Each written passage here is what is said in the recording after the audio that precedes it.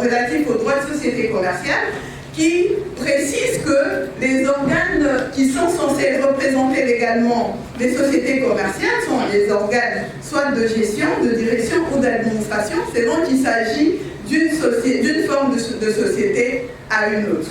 Et quand on prend directement la société en nom collectif, automatiquement l'organe qui représente également la société, nous voyons que c'est le gérant.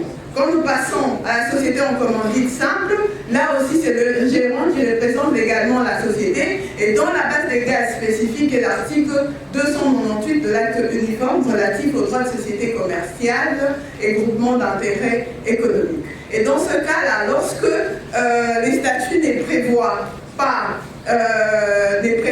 de gérant, automatiquement tous les associés pour le gouvernement devant la CCGA. Ou l'article 23, alinéa 1er, je cite, dispose ce qui suit. Le ministère d'avocat est obligatoire devant la Cour et admis à exercer ce ministère toute personne pouvant se présenter en qualité d'avocat devant une juridiction de l'un des États partis au traité. Il appartient à toute personne. Ce que je voudrais dire simplement que la CCGA croit qu'il n'y a pas, quand vous prenez l'acte uniforme sur le règlement de procédure devant la CCGA, il n'y a pas de précision par rapport à la forme que devrait prendre le mandat spécial. Mais elle fait une analyse minutieuse de ce mandat spécial et facilement rejette certaines procédures en pourvoi. Tout ce que moi je te demanderais au fait, c'est premièrement, de faire une formation continue des avocats et secondairement, c'est que tant que l'avocat, c'est lui qui accompagne la société dès la formation jusqu'à sa dissolution, je pense que ça devrait se passer correctement, de façon que les organes qui sont désignés dans ce acte-là que ça soit fait conformément à la loi. Parce que pour demander la régularisation en cas de vice de procédure, il va falloir que les organes qui se trouvent soit dans les statuts, soit dans un acte ultérieur qui pourrait être les procès-verbaux d'assemblée générale, ils doivent être en principe désignés conformément à la loi. Si ce n'est pas fait conformément à la loi, il n'y a pas lieu de régularité. Le sous-thème sur la difficulté, lors de la session du 26 janvier 2017 à Brazzaville du Conseil de ministre supérieur de la magistrature, où il a pris service le 11 mars à Porto Novo, au Bénin. Vous avez la parole pour aborder votre sous-thème. Augmenter le nombre d'entreprises et développer notre tissu économique. C'est ça, c'est volonté. Donc, l'OLA attendait cela. Attendait cela, notamment dans le cadre du droit des sociétés. Et ici, la notion de droit des sociétés que nous analysons, donc se focus sur quelques difficultés. Il ne s'agit pas de relever de manière exhaustive la totalité des difficultés pratiques. Ce n'est pas ça qui nous intéresse. L'idée, c'était au contraire, sur la base d'un échantillonnage, d'arriver à identifier quelques difficultés et à définir un indicateur d'appropriation du droit des sociétés au niveau de la RDC. Nous savons que la particularité de la RDC, c'est que la RDC est arrivée en 2012 dans le cadre de l'OLA.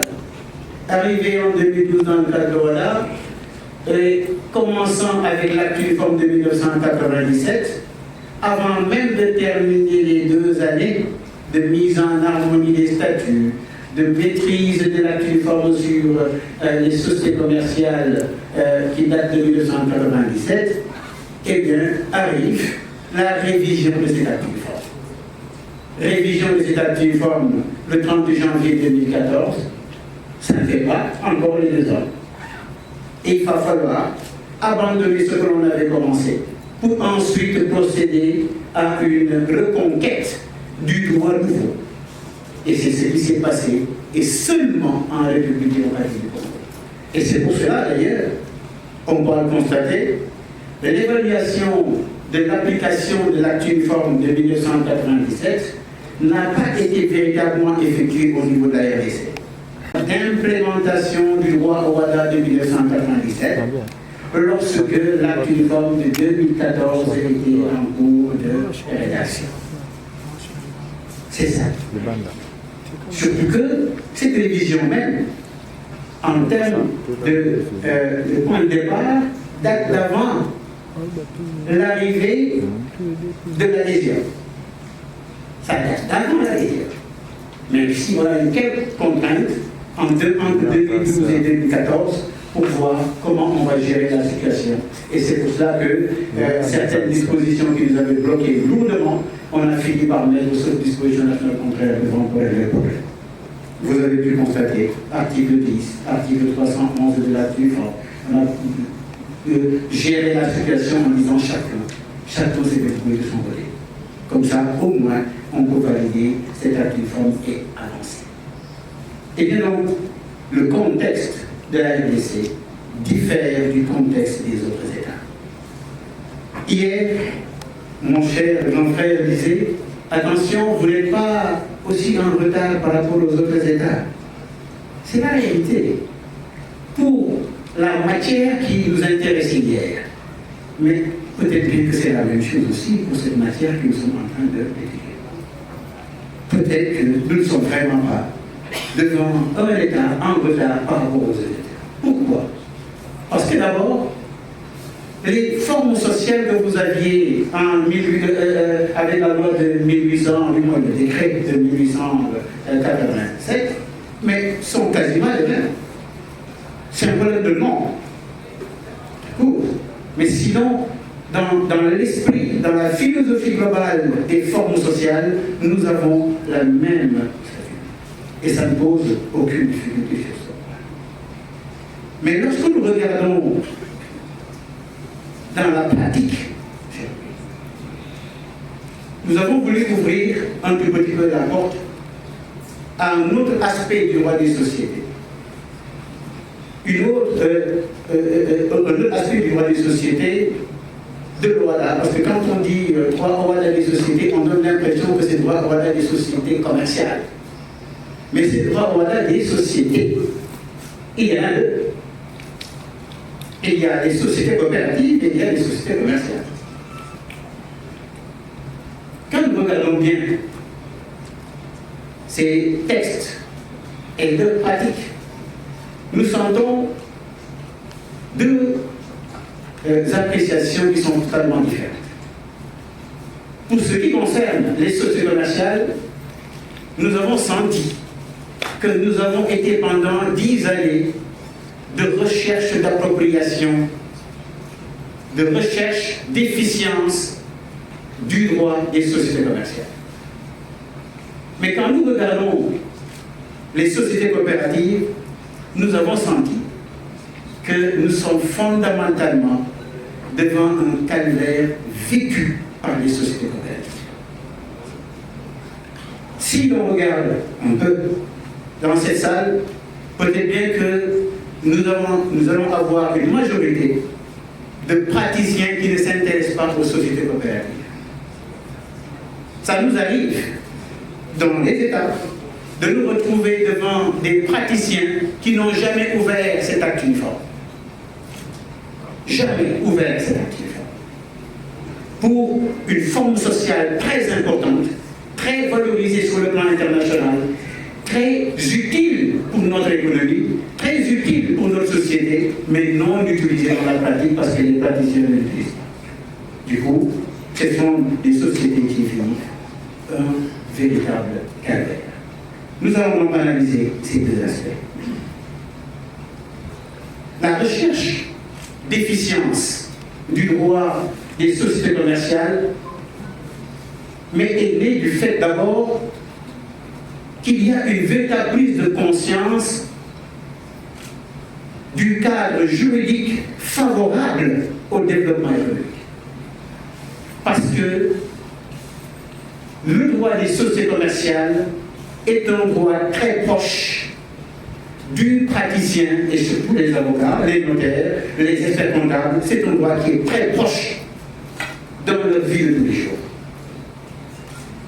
Et arrive à voir que l'acte uniforme de 2014 a fait de telle sorte que, d'une part, tout ce qui est création d'entreprises est facilité, et d'autre part, tout ce qui est expansion des entreprises est favorisé. Quand on regarde du point de vue de la création d'entreprises,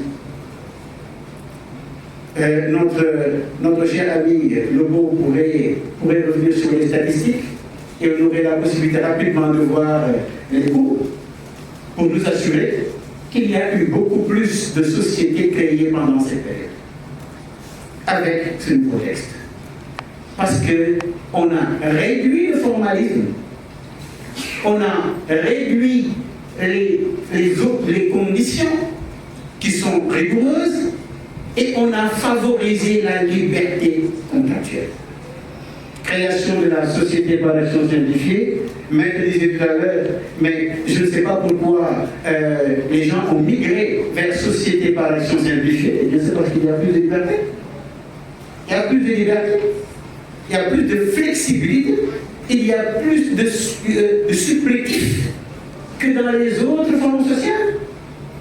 La seule chose que l'on perd lorsque nous sommes société par action simplifiée par opposition à société anonyme, la seule chose que l'on perd, c'est que l'on ne peut pas faire appel plus à l'État. Pas tout. Un autre délai peut s'inviter, c'est le délai des cas de force majeure. Là, la partie va bénéficier d'un délai de grâce que la Cour pourra lui être. Je vais terminer par un aperçu du général de la jurisprudence en cette matière a déclaré soit des actes introductifs d'instance, soit sur 17 autres décisions qui concernent la RDC. Ces 7 exceptions, la CCJA les a déclarées non fondées parce que, en réalité, le délai était respecté par la partie demanderesse. Il y a 3 minutes. Arrêt numéro 022 2019 du 31 janvier 2019, Maître Aimé Godefroy Mumbomba, Kakese, et Mwamba Bonso Bakajika contre Robin et M. Charles Brown. Arrêt numéro 044-2020 du 27 février 2020, Société pour l'habitat et le logement territorial en Afrique, dite Shelter Afrique contre Société immobilière Serge Kassanda. Arrêt numéro 069-020 du 12 septembre 2020, Société Namenemco Énergie, Limti et M. Moto Matiko Mabanga contre Vodacom International Limti. Arrêt numéro 132-2020 du 30 avril 2020, M. Kim Kyung Hwang et Kim Sang-Sook contre M. Kalonji Mukendi Célestin. Arrêt numéro 63-2021 du 8 avril 2021, M. Marc Orfani contre 2021, M. Alain Balogi Chikamba contre Mme Cécile Mbouyi Chibouaboua et M. Alda Balrecourt en cassation. Par ailleurs, il y a des parties qui jouent un peu au petit malin, la requête tendant à introduire des moyens additionnels. Merci, confrère. Le deuxième intervenant va toujours aborder la question parce que son sujet est dans le même sens que celui qui vient d'être donné. Chers confrères, je vous remercie. Je vais traiter des pouvoirs congolais dans la jurisprudence de la CCJA. La République démocratique du Congo présente au regard du droit au LA au moins deux particularités. La première est liée à la date de ratification du traité OHADA. Vous savez que ce traité a été signé au mois d'octobre 1993 et la plupart des pays qui ont signé le traité l'ont fait en 1994-1995. La RDC est le dernier État à l'avoir ratifié il y a 10 ans, en juin 2012. L'anniversaire méritait d'être célébré et c'est l'objet de ce colloque. Ça signifie donc que la RDC a pris en quelque sorte le train en marche puisque l'OHADA avait 19 ans au moment de la ratification du traité par la RDC. Et j'ai été attentif aux chiffres qui ont été avancés hier par mon ami Achille, et j'ai constaté que la RDC avait tellement pris le train en marche, puisque, si j'ai bien retenu, la RDC se situe à la 7e position en termes de nombre de recours depuis que la CCJA fonctionne. Et si j'ai bien retenu également, en 2022, elle est en 2e position, c'est ça, sur les premiers mois de 2022. Telle est la première particularité. La deuxième particularité concerne la technique de cassation. La RDC est le seul État du continent africain qui dispose en matière de cassation d'un ordre spécifique, l'ordre qui s'appelait, je crois, la Cour suprême de justice et qui est devenu le barreau auprès de la Cour de cassation et le Conseil d'État. Et ce barreau est donc composé d'avocats qui ont un monopole en termes de cassation devant la Cour de cassation de RDC. Et de ce point de vue-là, on peut faire une comparaison avec la France, puisque, vous l'avez entendu, je suis moi-même avocat au Conseil d'État et à la Cour de cassation en France, et que nous avons donc un ordre spécifique qui intervient devant le Conseil d'État et la Cour de cassation. Et j'ai appris d'ailleurs, il y a quelques mois, que j'étais un cassationniste, et je remercie la personne qui est dans cette salle et qui se reconnaîtra, qui m'a appris cette belle expression.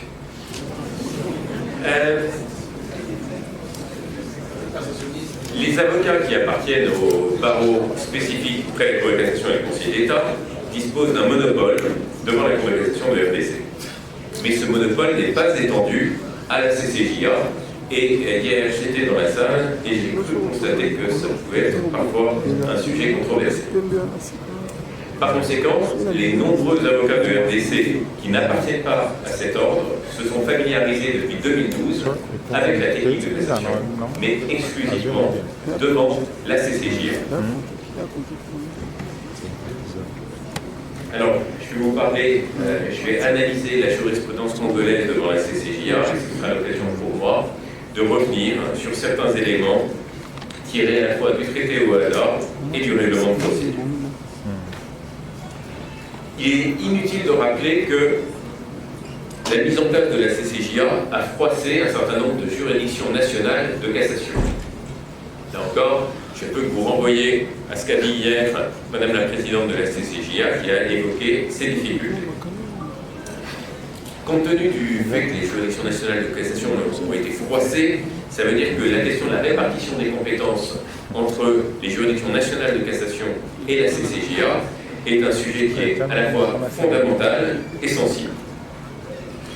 Et pour déterminer leur champ respectif de compétences, il faut analyser le traité OHADA. Et le traité, qu'est-ce qu'il enseigne?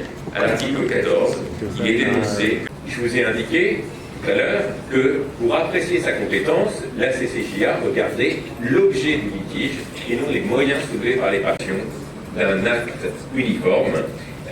Et ça, c'est prévu. Là, j'ai épuisé une définition toute simple donnée par le professeur Sawadogo.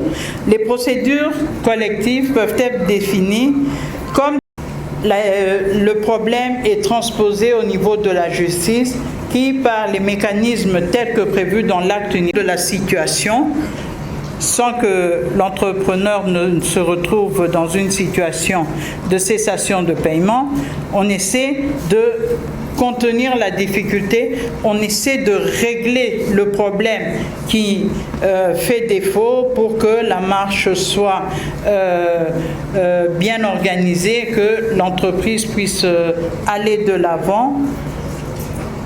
Et lorsque la difficulté est déjà là, lorsqu'il y a déjà cessation de paiement, il est également prévu de pouvoir régler ce problème, pouvoir traiter ce problème avec les mesures curatives telles qu'elles sont prévues dans l'acte uniforme.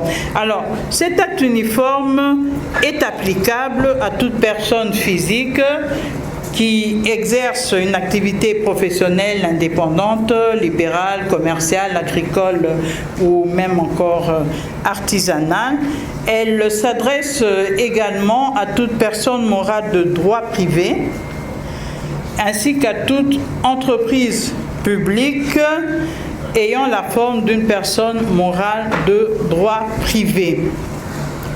Alors, quelles sont les mesures, concrètement, les procédures collectives qui sont prévues dans cet acte uniforme? Alors, dans cet acte uniforme, comme j'ai eu à vous le dire, nous avons des mesures qui sont préventives et d'autres qui sont curatives.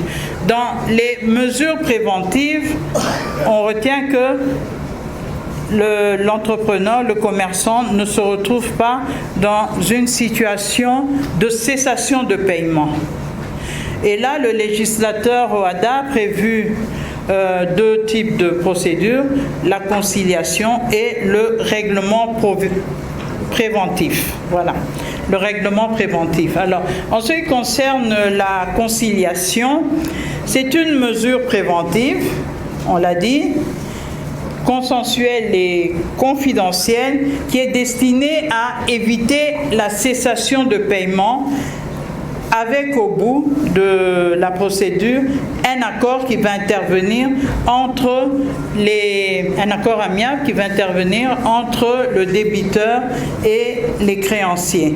Dans le règlement préventif, c'est la même logique de sauvegarde de cette c'est la même logique de gestion des difficultés, mais à la fin, il y aura un concordat préventif. Dans les mesures curatives, les procédures curatives, il y a déjà une cessation de paiement. Il y a déjà une cessation de paiement, mais dans le redressement judiciaire, c'est l'une des procédures, dans le redressement judiciaire, la procédure n'est pas encore compromise. La situation peut encore être sauvée. Et au bout de la procédure, nous aurons un redressement, un concordat de redressement pour permettre de sauvegarder cette entreprise afin qu'elle puisse continuer à produire des biens ou des services, mais qu'elle puisse continuer à fonctionner. La liquidation des biens, il faut bien y songer parce que dans l'environnement économique, on ne peut pas laisser des structures qui ne fonctionnent pas correctement au risque qu'elles puissent être en déphasage avec les autres entreprises et ainsi créer plus de problèmes que si elles étaient tout simplement liquidées. Alors, pour être liquidée, là, ça veut dire que la société se retrouve dans une situation totalement compromise et qu'est-ce qu'il reste à faire? C'est réaliser son actif pour pouvoir éponger son passif. Il y a toute une procédure avec des au droit de l'OHADA. Mon thème est intitulé « L'arbitrage devant les juridictions congolaises ». Et donc, il est connu que, de manière traditionnelle, la mission de dire le droit revient aux tribunaux étatiques auxquels il est reconnu l'impérium de maintenir l'ordre et la paix au sein de la société. Mais à côté des institutions étatiques ou des juridictions étatiques, évoluent aussi d'autres juridictions qui administrent la justice de manière privée. Et c'est dans cette veine que l'on retrouve l'arbitrage qui évolue à côté d'autres institutions, notamment comme la médiation et la conciliation. Dans le cadre du présent colloque dédié au 10e anniversaire de l'application du droit OHADA en République démocratique du Congo, notre réflexion tire son importance dans l'appréciation de l'effectivité de l'arbitrage devant les juridictions congolaises.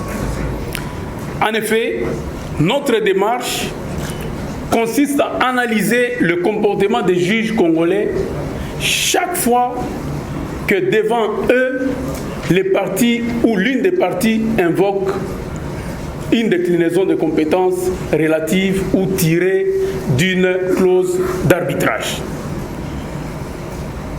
Eh bien, il y a lieu quand même de faire voir que cette question est très sensible dans la mesure où c'est elle qui détermine le baromètre par rapport auquel nous allons évaluer l'appréciation de l'arbitrage devant les juridictions congolaises. Comment le juge réagit? Parce qu'une bonne intelligence du bilan de l'application du droit au WADA de l'arbitrage devant les juridictions permettra à postuler premièrement sur la protection de la convention d'arbitrage à travers le principe compétence tel qu'il est consacré par l'acte uniforme sur l'arbitrage et tel que consacré par les différents textes relatifs à l'arbitrage en matière du droit au WADA. Ça sera le premier point. Ensuite, il sera question d'examiner l'application du dit principe par le juge congolais à travers quelques décisions. Et là, c'est le deuxième point. Enfin, un regard sera jeté sur les équatours des sentences arbitrales étrangères dès lors que le juge congolais a dans ses prérogatives.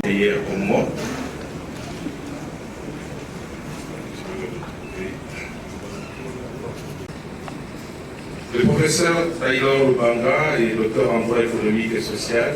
Il est professeur aux facultés de droit à l'université. Il est un autre avocat au barreau de Kinshasa côté, expert en gestion d'actifs et conseil aux États.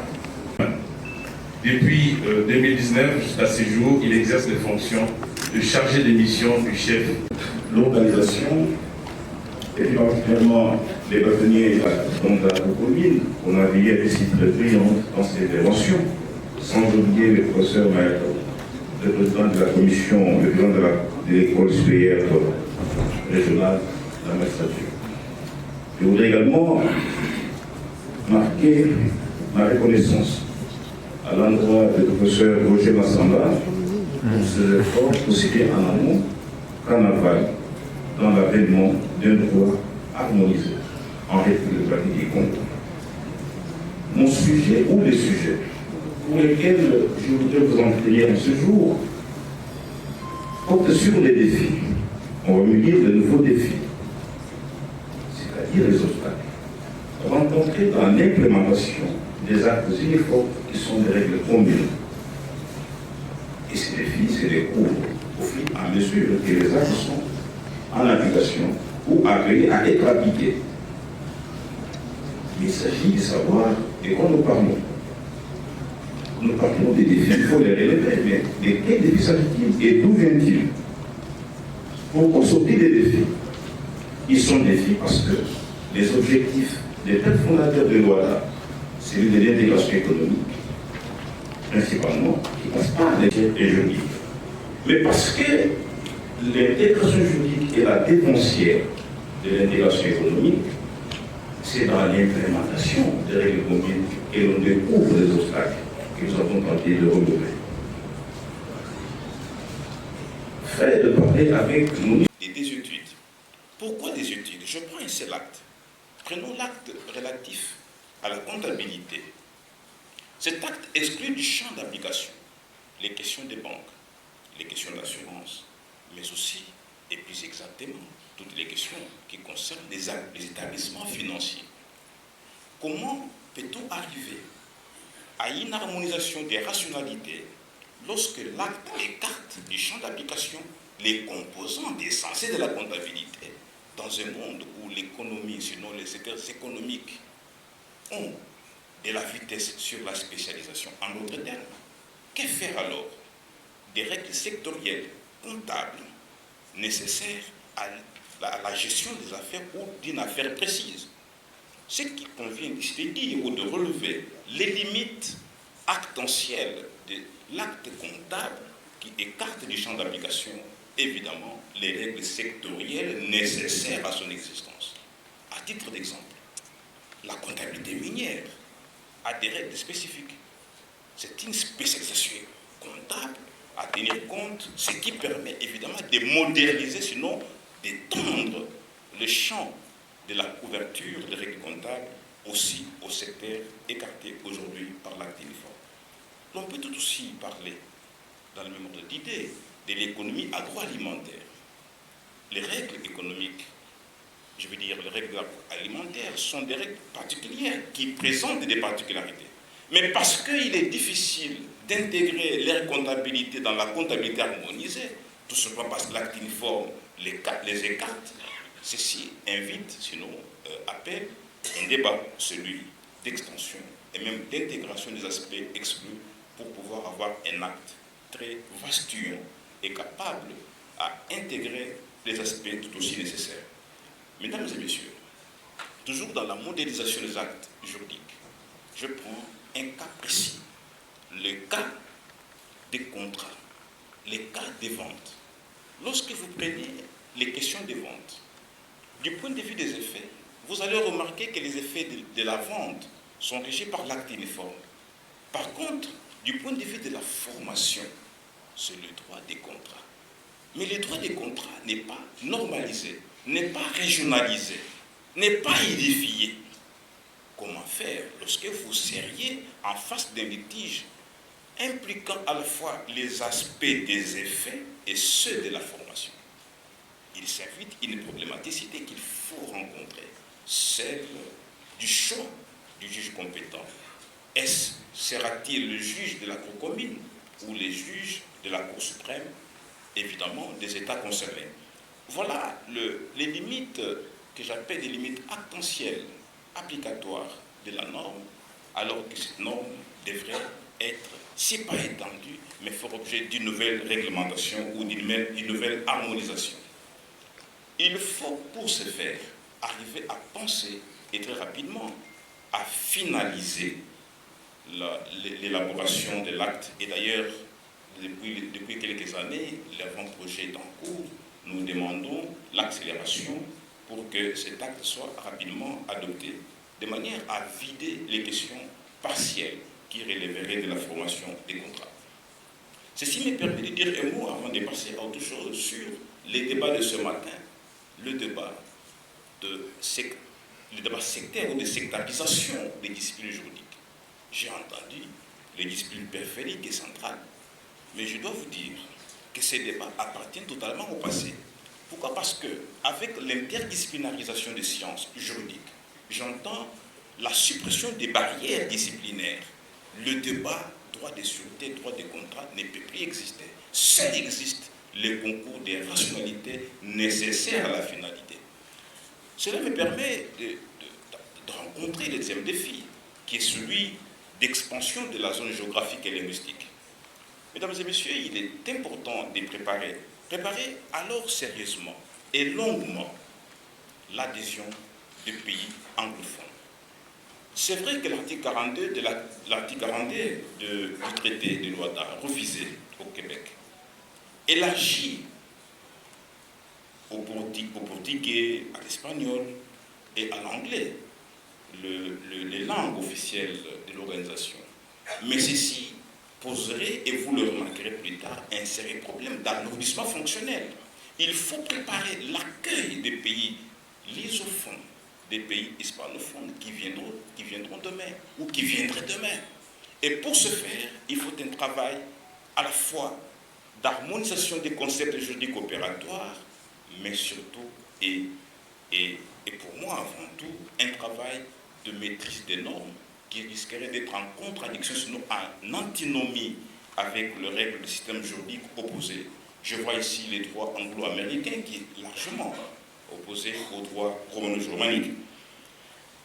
Mesdames et messieurs, les défis, comme vous le remarquez, sont nombreux, mais il m'a paru nécessaire de vous parler aussi du défi concernant la cohabitation des règles communautaires, des règles des communautés économiques ou des communautés économiques et régionales avec les règles de l'OHADA. Au jour d'aujourd'hui, il se pose un problème d'application de la règle commune dans l'espace. Lorsque vous prenez les ressortissants d'un État X, État par ailleurs signataire, qui se trouveraient dans un État non signataire, ces ressortissants qui seraient en relation avec un partenaire de cet État et qui l'obligerait d'accepter la norme communautaire, imposerait cette norme à celui-ci qui l'accepterait. Dans ce cas, nous sommes dans ce que j'appelle l'extraterritorialité applicatoire de la règle communautaire en droit de la communauté. Mesdames et messieurs, je suis coincé par le temps, mais je voudrais en conclusion dire que les défis sont nombreux, mais les plus importants, c'est de pouvoir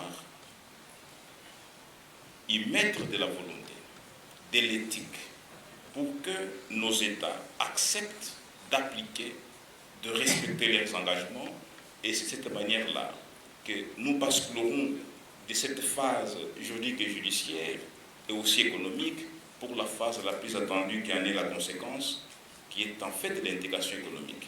L'intégration économique, c'est la finalité parce que, comme chacun le sait, le droit de l'OHADA a des raisons apparentes et moins apparentes. Pourquoi on dit raisons apparentes? C'est parce qu'il y a des raisons officielles qui ont milité à la mise en place du droit de l'OHADA. Ces raisons sont celles de permettre à nos économies, aux initiatives privées de se formaliser, mais aussi d'accroître. Mais des raisons non affichées sont celles de l'économie. Parce que ce n'est pas en vain qu'une année après, soit le 12 janvier 1994, le pays, évidemment, de la zone franc, était surpris par la dévaluation de la zone franc, de la monnaie franc. C'est dire en d'autres termes que les vents avaient soufflé et qu'il fallait des solutions, et l'OHADA en était une, telle est la raison non apparente de l'avènement de ce droit. Alors, encore en conclusion, ou sinon vous voulez bien en péroraison. En péroraison, je voudrais que nous nous détachions de la bourgeoisie intellectuelle. Comme disait Vladimir Jankélévitch, pour pouvoir alors totalement nous engager. L'exécution d'une décision issue de la décision des textes appliqués. Mais lorsque nous n'arrivons pas à appliquer les décisions qui sont prises, j'appelle traité de l'OHADA. J'étais au débat à l'Assemblée nationale. J'étais réticent. Je ne voyais pas l'intérêt pour mon pays, le Congo, d'adhérer à ce traité. Parce que je me disais que le problème était ailleurs. Le problème de la justice dans mon pays était ailleurs. Ce n'était pas dans les nouvelles lois, ce n'était pas dans les kilomètres à parcourir pour aller obtenir la justice, kilomètres à parcourir, c'est-à-dire sortir du Congo pour aller obtenir justice à Abidjan, siège de l'OHADA, siège de la Cour commune d'arbitrage et de justice. Ils ne voyaient pas. Donc cela il y a 10 ans. Mais bon, bref, j'ai été battu dans ce débat-là et le traité a été adopté et notre pays est aujourd'hui membre de l'OHADA. À ses 10e anniversaire, je viens de suivre deux conférences intéressantes de Maître Tetika, avocat après la cour d'appel de la Gombe, qui est un avocat qui a étudié le droit au Rwanda, et une autre conférence de Maître Poulet du barreau de Paris. Et de ces deux conférences, j'ai tiré la petite conclusion que mon doute d'il y a 10 ans se renforce, doit se renforcer. Dans ce sens que j'ai appris tout à l'heure que la Cour commune de justice et d'arbitrage, la CCJA,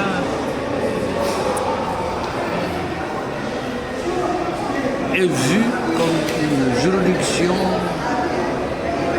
de l'humanisme procédural. C'est l'expression que j'ai entendue de la bouche du conférencier Maître Tetika.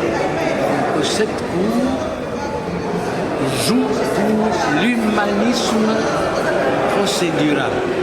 C'est-à-dire quoi? C'est-à-dire que là où, ici, dans notre procédure, une juridiction dit ceci n'est pas recevable parce que vous n'avez pas respecté le délai, en revanche, la CCJA ferme les yeux, donne un autre délai et votre recours est reçu. De l'autre côté, Maître Poulet, allant dans le même sens pratiquement, il a parlé de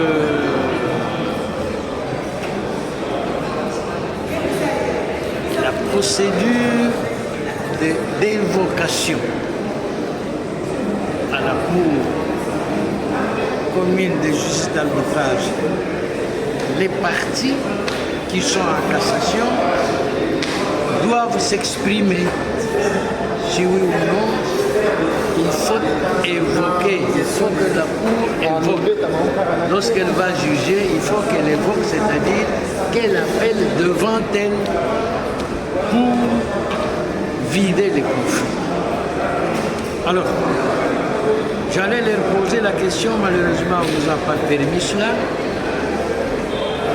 mais de savoir si par l'évocation, la CCJA ne serait pas vue comme une juridiction, un troisième degré de juridiction, après le premier degré, le degré d'appel, à cause de l'évocation. Et j'allais demander à Maître Tetika, d'ailleurs à tous les deux, c'est vrai, mais l'humanisme... Non, Maître Tetika. Ok. De tout à l'heure. Je lui ai demandé, mais par la procédure de l'humanisme, par l'attitude, le comportement de l'humanisme procédural, que j'appellerais peut-être le paternalisme procédural, si on a encore une cour de cassation qui, elle, en règle générale, est censée déjuger à dossier fermé, c'est-à-dire que les parties ne produisent plus rien dès qu'elles ont déposé tout, eh bien, malheureusement, disent, nous n'avons pas eu le temps de leur poser ces questions. Mais voilà des choses qui me confortent dans ma position de départ, comme quoi l'Ouganda, ce n'était pas la solution pour amener une justice correcte dans notre pays. Que la solution est ailleurs. Merci.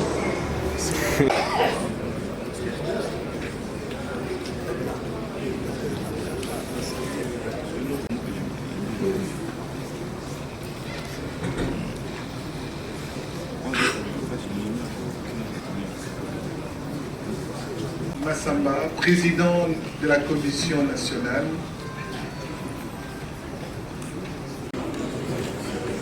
À présent, nous allons procéder à la remise des prix et remise symbolique des prix. Et le reste pourra se faire à la soirée des gala. Ainsi donc, je passe.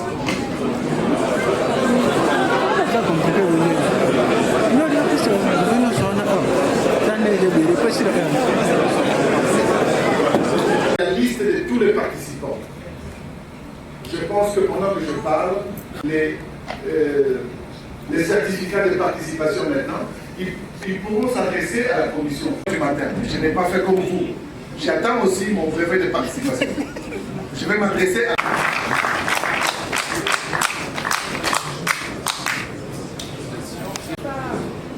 Maître Kalala Mwenambala.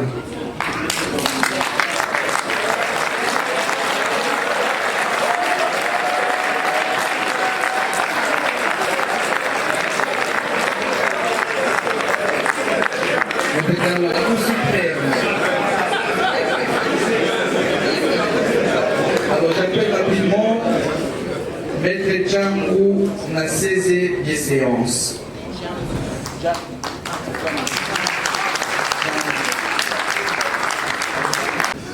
Maître Antoine Lebouzengue, Lilaka.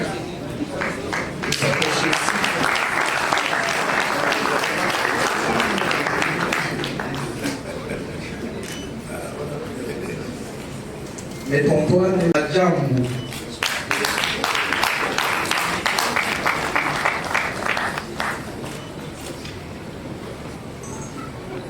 Maître Kadi Madjamou. Moulumbi Ngoï Sandrine. Ya Molémé. Oui, pas de souci, s'il vous plaît. Maître Lumbu.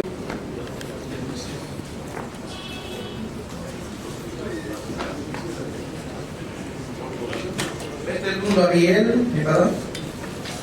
Maître Nathalie Seya.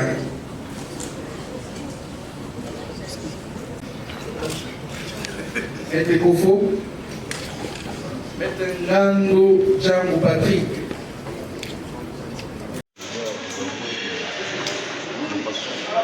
Lila, venez.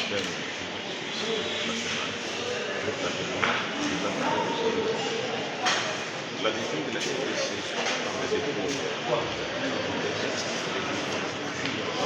a permis l'entrée en compétition du ministère.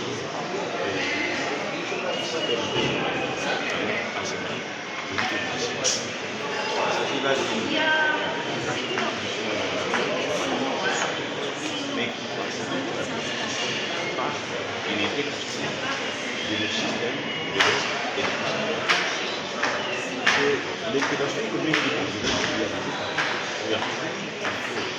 constitue une vaste chambre harmonisée des attaques soit inclus et même coordonnées entre États, ce qu'on appelle la coordination économique et de la société économique comme la phase finale de cette marche vers l'intégration. Voilà pourquoi je vais noter de la coordination avec l'amélioration du système aujourd'hui moderne, simple, et même possibilité, parce qu'il est fait que de nous, et sur le plan social, il y a aussi l'amélioration de la qualité des décisions, ce qui permet aujourd'hui le contrôle de la légalité, le contrôle des décisions judiciaires au niveau supra-régional. Donc, tout ce travail, c'est vrai, toujours des questions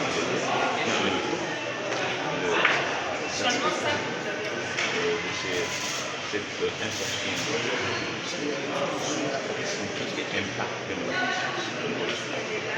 D'après vous, dans 10 ans, quel est le bilan?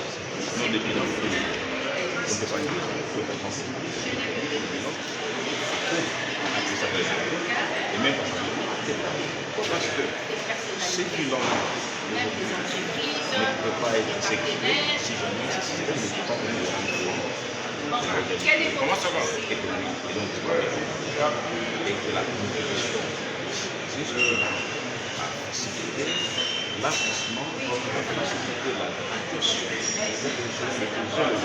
de l'application du demande qui passe par cette réalité-là et qui aboutit par l'intégration économique qui est l'enjeu majeur décidé et accepté par le leader fondateur du droit. Je vous remercie.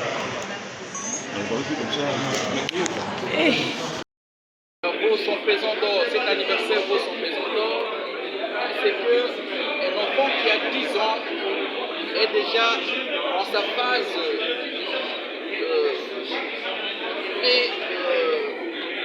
adolescente. Ça signifie simplement que cet enfant va commencer à bien réfléchir. Et c'est déjà, l'enfant sait déjà discerner le bien du mal déjà à l'âge de 10 ans. Mais pour l'OADA a fait 10 ans. Ces 10 ans que nous célébrons nous ont permis de comprendre que notre adhésion n'est pas à regretter. C'est pourquoi vous avez vu le chef de l'État lui-même patronner la célébration de ces assises et à travers les réflexions que vous avez suivies, notamment moi-même j'ai parlé de la saisie immobilière en RDC, alors qu'il y avait une procédure lourde, boiteuse, avec l'avènement de l'OADA pour le recouvrement des créances, on sent de plus en plus une simplification, sinon une volonté de simplification des procédures. Tout n'est pas parfait, mais l'on sait qu'on est humain. Nous savons qu'il y a des objectifs à atteindre. Il y en a qui sont déjà atteints, notamment l'application, quoi qu'en temps de si, je pouvais dire à toutes les vitesses, c'est que nous demandons de notre pouvoir public, c'est que, l'OADA doit être appliquée de façon tentaculaire, c'est-à-dire doit couvrir tous les territoires congolais. À ce stade. Jusqu'à présent. Je peux poser la question. Non, je... Ça fait 10 ans que nous avons adhéré au traité de OADA, mais je ne dirais pas qu'on est au premier pas, on est quelque part, et c'est pour ça que d'ailleurs, 2 ans après, on s'est réunis pour faire un bilan et voir dans quelle mesure on connaît les perspectives d'avenir. C'est pour voir à quel niveau nous sommes, et à l'avenir, qu'est-ce qu'il va falloir proposer aux législateurs OADA, soit d'améliorer, soit de changer, pour que ça soit compatible avec les réalités que nous avons.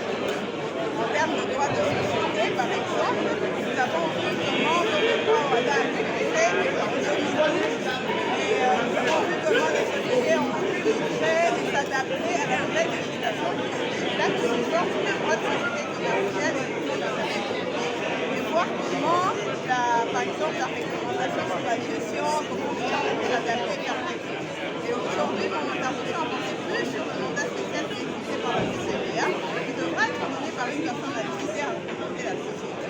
Où est-ce qu'on en est? C'est pour ça que j'ai pu relever quelques arrêts de la CCBA pour voir à quel niveau on est. Et les propositions que j'ai faites étaient de savoir, de dire qu'il va falloir qu'en tant qu'avocat ou technicien de droit, qu'on se mette encore à jour pour prendre davantage pour qu'on s'adapte à la procédure de la CCBA et une nouveauté par rapport à notre. Merci beaucoup. Très bien dit que la RDC est le pays le plus grand contributeur. Et en cette période où le président de la République fait honneur à une femme congolaise,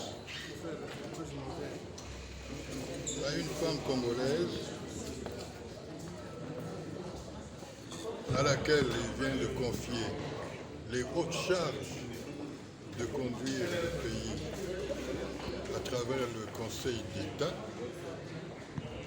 je ne peux que remercier le chef de l'État. Comprenez? Voilà que,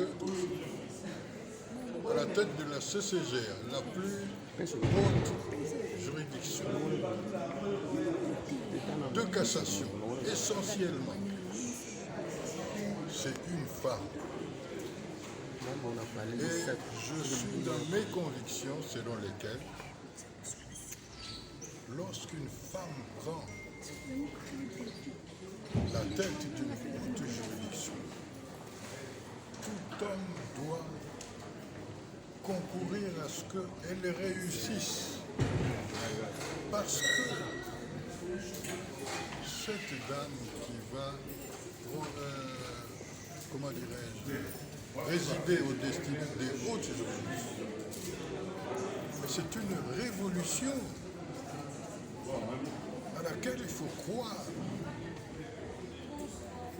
Et lorsque la femme prend la tête des hautes juridictions, elle doit nous montrer, elle doit nous donner la preuve de la fidélité. La fidélité vient du serment. Je jure de respecter et de remplir loyalement et fidèlement. Et je pense que ce n'est pas pour rien que à l'OHADA, c'est une femme. Et je me réjouis de cela. On doit aider l'OHADA. C'est pourquoi, pour revenir à la soirée d'aujourd'hui, est-ce que les 10 ans qui viennent de s'accomplir ont été des années de conformité? Je dis non. L'OHADA